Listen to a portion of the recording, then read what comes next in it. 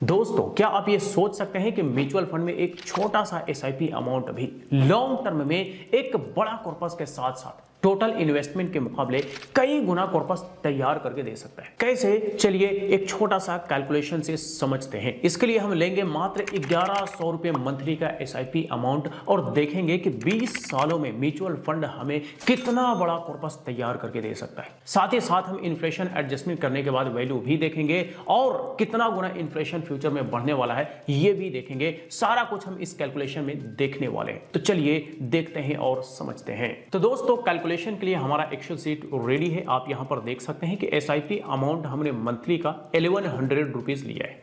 Return हम minimum 12% लेकर के चलेंगे। मिलने के लिए ज्यादा भी मिल सकता है, कम भी मिल सकता है, लेकिन इस कैलकुलेशन में हम 12% के हिसाब से ही देखेंगे।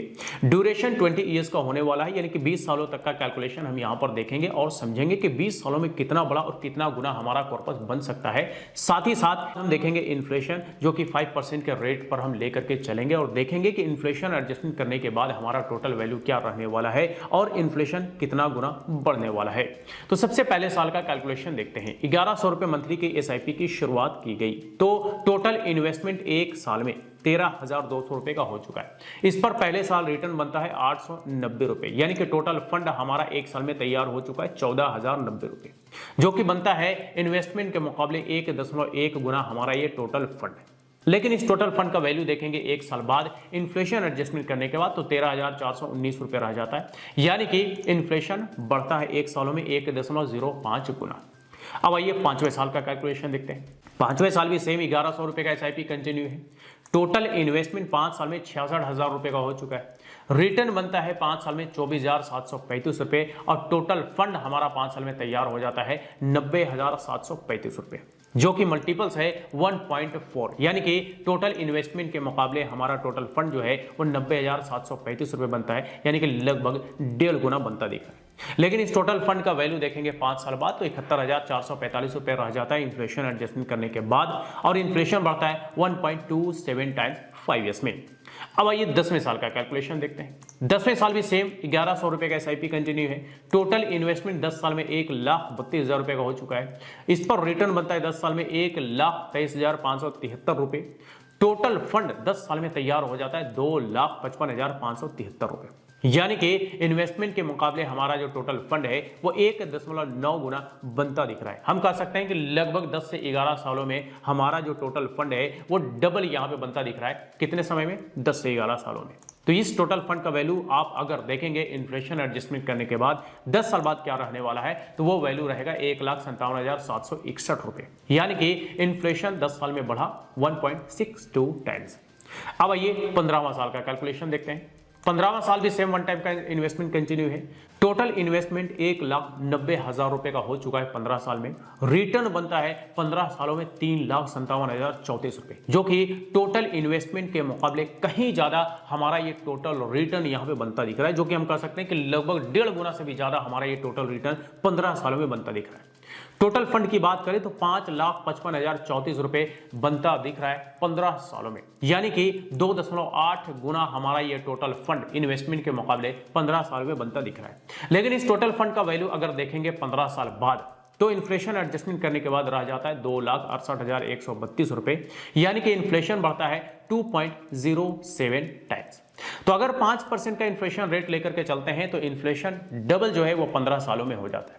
अब अगर 15 सालों में डबल होता है तो फिर हमारा जो टोटल फंड है उसका वैल्यू आधा से भी कम हो जाता है, जैसा कि आप यहां पर देख सकते हैं।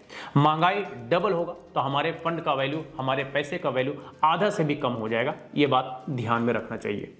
अब आइए 20वें साल का कैलकुलेशन देखते हैं, यानी कि इन्वेस्टमेंट का लास्ट ईयर का कैलकुलेशन। 1100 रुपए का सेम एसआईपी 20वें साल भी कंटिन्यू है। टोटल इन्वेस्टमेंट 20 साल में 2,64,000 रुपए का हो चुका है।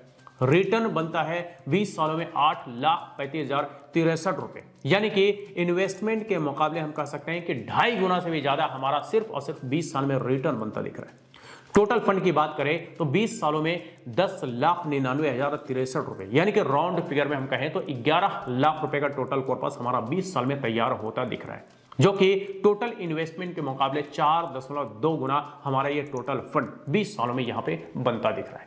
अब इस टोटल फंड का वैल्यू अगर देखेंगे इन्फ्लेशन एडजस्टमेंट करने के बाद, तो 20 साल बाद वैल्यू रह जाता है 4,14,741 रुपए मात्र, यानी कि इन्फ्लेशन बढ़ता है 2.62 टाइम्स 20 सालों में।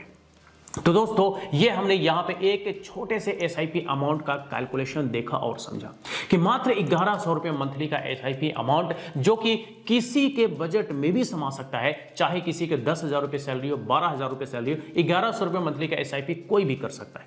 तो 1100 रुपए मंथली का एसआईपी अमाउंट 12% का अगर एवरेज रिटर्न मिलता रहे तो 20 सालों में हमारा जो है लगभग 11 लाख रुपए का टोटल कॉर्पस तैयार हो सकता है, जो कि इन्वेस्टमेंट के मुकाबले, टोटल इन्वेस्टमेंट के मुकाबले 4 गुना से भी ज्यादा हमारा ये टोटल फंड 20 सालों में बनता दिख रहा है। अब ये इतना बड़ा फंड 20 सालों में जो बन रहा है, इसके पीछे सबसे बड़ा योगदान है वो है रिटर्न का, क्योंकि रिटर्न अकेले जो है वो 8,35,063 रुपए बन करके मिलता है, और हमारा इन्वेस्टमेंट जो होता है वो लगभग 2.5-3 लाख रुपए, 2.5-3 लाख रुपए टोटल इन्वेस्टमेंट है, रिटर्न है लगभग 8.5 लाख रुपए, तो ही हमारा टोटल फंड जो है लगभग 11 लाख रुपए बन पाता है। तो लॉन्ग टर्म में दरअसल फायदा होता है कंपाउंडिंग का, जो कि 8-10 साल के बाद जो है कंपाउंडिंग का तगड़ा इफेक्ट हमें देखने को मिलता है, यानी कि रिटर्न पे रिटर्न मिलने वाला जो प्रोसेस है वो बड़ा तेज रफ्तार से लॉन्ग टर्म में बनता दिखता है, होता दिखता है। इसी वजह से 20 सालों में सिर्फ और सिर्फ जो रिटर्न अमाउंट है वो 8,35,063 रुपए।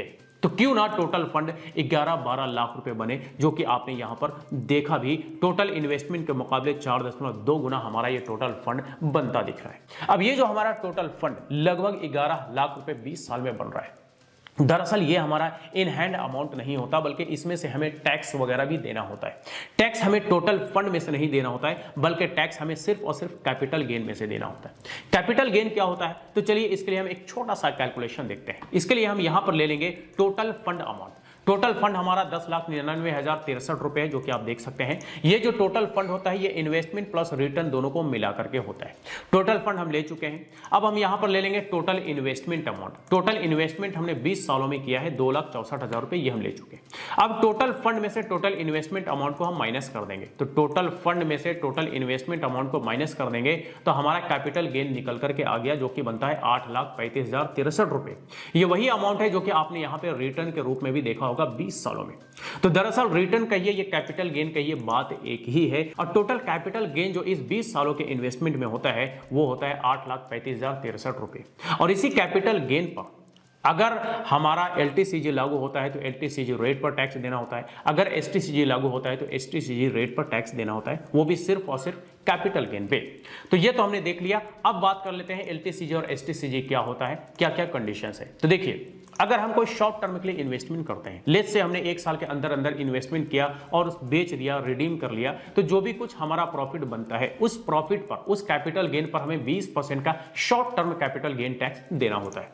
और अगर हम लॉन्ग टर्म के लिए कोई इन्वेस्टमेंट करते हैं, लेट्स से हमने 1 साल से ज्यादा समय के लिए कोई इन्वेस्टमेंट किया, चाहे 2 साल, 5 साल, 10 साल, 20 साल, 25 साल, जो भी लंबा समय हो, हमारे इन्वेस्टमेंट पर जो भी कैपिटल गेन होगा, जो भी प्रॉफिट बनेगा, उस कैपिटल गेन पे हमें एलटीसीजी टैक्स यानी कि long term capital gain tax 12.5% के रेट पर देना होता है। अब ये जो हमने यहां पे 20 सालों तक का कैलकुलेशन देखा, दरअसल इसके इन्वेस्टमेंट को लॉन्ग टर्म का इन्वेस्टमेंट कहा जाएगा, तो इसके कैपिटल गेन पर भी एलटीसीजी टैक्स लगेगा 12.5% के रेट पे।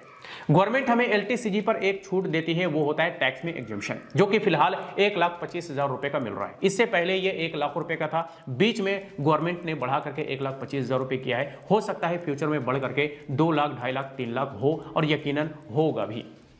तो टैक्स एग्जम्पशन 1,25,000 रुपए का मिलता है, यानी कि इससे ऊपर का जो भी प्रॉफिट बनेगा उसी पर हमें एलटीसीजी टैक्स देना होगा। इसके अलावा होता है एक्सपेंस रेशियो, जो कि हर एक फंड का अलग अलग होता है, होता मामूली सा है, तो इसका डिटेल्स भी आप अपने फंड के डिस्क्रिप्शन में जाकर के चेक कर सकते हैं। इसके अलावा होता है एग्जिट लोड्स, ये भी बड़ा मामूली सा होता है, हर एक फंड का अलग अलग होता है, और कई सारे फंड्स में होता भी नहीं है, और ज्यादातर ये शॉर्ट पीरियड के लिए होता है, तो इसका डिटेल्स भी आप अपने फंड का डिस्क्रिप्शन में जाकर के चेक कर सकते हैं। यानी कि ये सारा डिटेल्स आपको आपके फंड के डिस्क्रिप्शन में देखने को मिल जाएगा कि क्या क्या खर्चे और कितना कितना खर्चे हैं। तो दोस्तों ये हमने यहाँ पे एक छोटा सा SIP इन्वेस्टमेंट का कैलकुलेशन देखा और समझा कि कैसे एक छोटा सा SIP अमाउंट भी लॉन्ग टर्म में हमें एक बड़ा कॉर्पस के साथ साथ टोटल इन्वेस्टमेंट के मुकाबले कई गुना हमारा टोटल कॉर्पस बना करके दे सकता है, जैसा कि हमने यहाँ पे कैलकुलेशन में देखा और समझा भी। तो आई होप कि अब आपको भी ये समझ में आ गया होगा कि कैसे एक छोटा सा SIP अमाउंट भी, कहते हैं ना बूंद बूंद घड़ा भरता है, वैसे ही एक छोटा सा SIP अमाउंट भी लॉन्ग टर्म में एक बड़ा कॉर्पस तैयार करके दे सकता है। और दरअसल ये पॉसिबल सिर्फ और सिर्फ म्यूचुअल फंड में ही हो सकता है, क्योंकि इतना बेहतरीन रिटर्न म्यूचुअल फंड के अलावा कहीं और देखने को नहीं मिलता है। आप आजकल के या फिर 1-2 साल के मार्केट के मद्देनजर अगर सोचेंगे तो लगेगा कि मार्केट बहुत बेकार सी चीज है, लेकिन लॉन्ग टर्म का अगर आप ग्राफ उठा करके देखेंगे तो आपको यकीन हो जाएगा कि म्यूचुअल फंड बड़ा ही बेहतरीन चीज है, SIP करना बड़ा ही फायदे का सौदा है। तो बस यही कुछ था आज के इस वीडियो में। इससे रिलेटेड अगर फिर भी कोई सवाल हो, क्वेरी हो, तो आप हमें कमेंट करके पूछ सकते हैं। फिर मुलाकात होती है किसी नए वीडियो के साथ, तब तक के लिए बाय बाय।